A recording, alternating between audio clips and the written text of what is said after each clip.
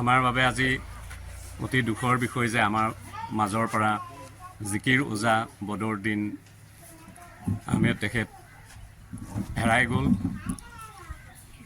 হজৰত আজান পীৰ চাহেবৰ সুললিত সুমধুৰ জিকিৰ গীতক তেওঁ মুখস্থ কৰি ৰাখি বিভিন্ন বিয়া সবাহৰ পৰা ধৰি বিভিন্ন মঞ্চ বিভিন্ন অনুষ্ঠান সাহিত্য সভাৰ মঞ্চৰ দৰে অনুষ্ঠানত তেওঁ জিকিৰ পৰিৱেশন কৰিছিল।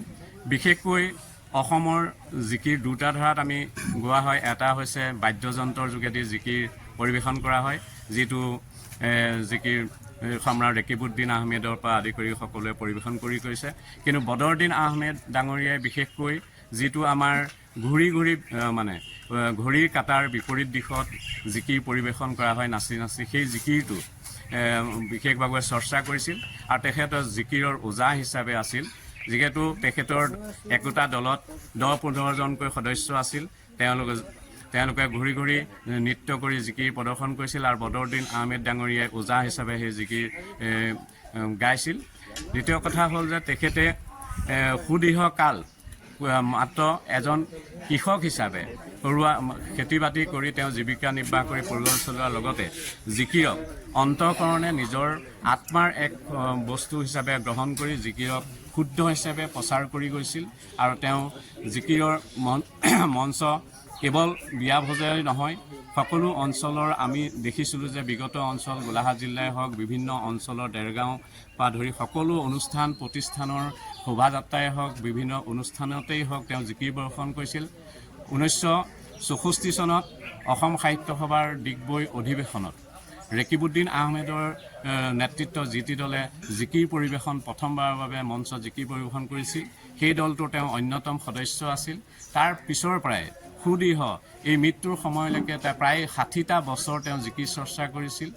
আৰু এই জিকিৰসমূহ তেওঁ মুখস্থ আছিল, কোনো লিখিত ৰূপত নাছিল। তেওঁ মুখস্থ কৰি এই জিকিৰবোৰ গাইছিল আৰু শুদ্ধ ৰূপত জিকিৰ গাবলৈ চেষ্টা কৰিছিল।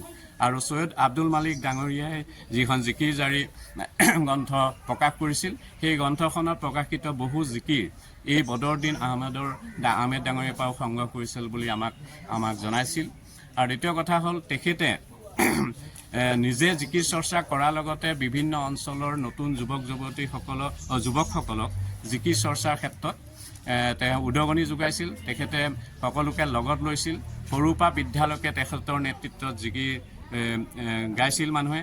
আৰু আমি সৰুৰ পৰাই দেখিছিলোঁ যে বিয়া সবাহত আমাৰ অঞ্চলবিলাকত নিশাৰ ভাগত জিকিৰ হৈছিল। জিকিৰ কোনে গাব? যে বদৰুদ্দিন আহমেদ। গতিকে বিয়ালৈ নমতা মানুহো গৈ পেলাই তেখেতৰ জিকিৰ চাবৰ কাৰণে চাৰিওফালে ঘূৰণীয়া হৈ ৰাইজে সেই বিয়া ভোজত অংশগ্ৰহণ কৰি জিকিৰ শেষ নিশালৈকে তেখেতৰ জিকিৰ উপভোগ কৰিছিল। গতিকে তেনে এজন জিকিৰ সাধক অসমীয়া মুছলমান সমাজৰ যিটো এক ঐতিহাসিক সাংস্কৃতিক অনুষ্ঠান, সেই জিকিৰত তেখেতে যিদৰে অন্তঃকৰণে গোটেই জীৱনটোক সাধনা কৰি গ'ল, তাৰ কাৰণে আমি আজি তেখেত আমাৰ মাজৰ পৰা হেৰাই যোৱাৰ বাবে আমি দুখিত। আমি ভাবিছোঁ তেখেতৰ যি আদৰ্শ আমাৰ আগত দাঙি ধৰিলে, সেয়া আমাৰ ভৱিষ্যত যিসকল নশিকাৰু বা ভৱিষ্যত প্ৰজন্মই সাদৰে গ্ৰহণ কৰি সেই জিকিৰৰ যি আমাৰ ঐতিহাসিক পৰম্পৰা, সেই জিকিৰ সংস্কৃত মালাধাৰী আগুৱাই নিব বুলি মই আশা কৰিম। যিকোনো খবৰৰ বাবে যোগাযোগ কৰক আমাৰ এই নম্বৰত 9181 307 221।